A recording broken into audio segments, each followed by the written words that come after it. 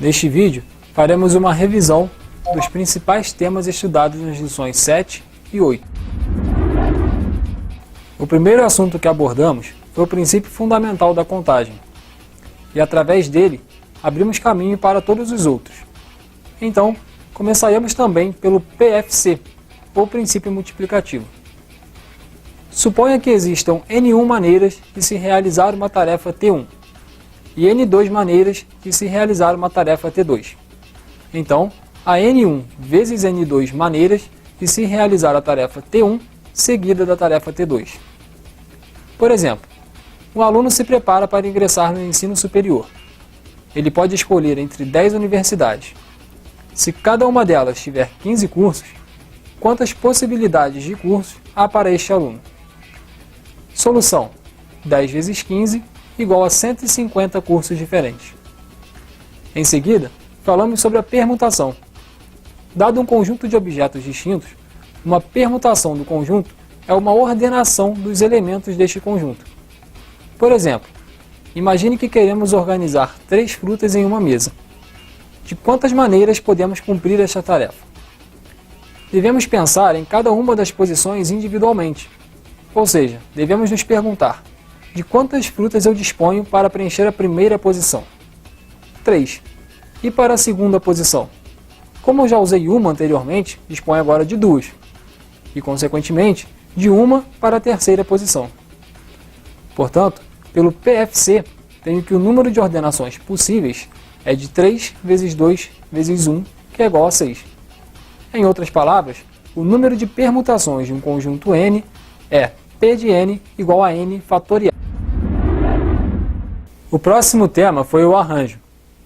Em muitos problemas, devemos determinar o número de maneiras de selecionar objetos em certa ordem, dentro de um conjunto de objetos distintos. Estes são chamados problemas de arranjo de N elementos tomados R a R. Devemos ressaltar que um problema é de arranjo se a ordem que os elementos são selecionados é importante. Se a ordem não for importante, temos um outro tipo de problema, chamado de combinação. Por exemplo, em uma classe de 10 alunos, deve-se escolher um representante e seu suplente. De quantas maneiras isso pode ser feito? Trata-se de selecionar 2 alunos dentro de uma turma com 10. A ordem é importante, pois o primeiro será o representante e o segundo será o suplente. A fórmula para se calcular arranjos é a seguinte. Aplicando esta fórmula, encontramos a seguinte resolução. E obtemos 90. Já vimos que o número de arranjos de N objetos distintos tomados R a R é denotado dessa maneira. E o número de maneiras de selecionar em ordem R objetos em um conjunto de N objetos. No entanto, em muitas situações, estamos interessados em selecionar R objetos em um conjunto de N objetos sem nenhuma preocupação com a ordem. Este tipo de problema é chamado de combinação. O número de combinações de N elementos tomados R a R é denotado desta maneira, e é o número de maneiras de selecionarmos R objetos de um conjunto de N objetos distintos, não importando a ordem em que esses objetos são retirados.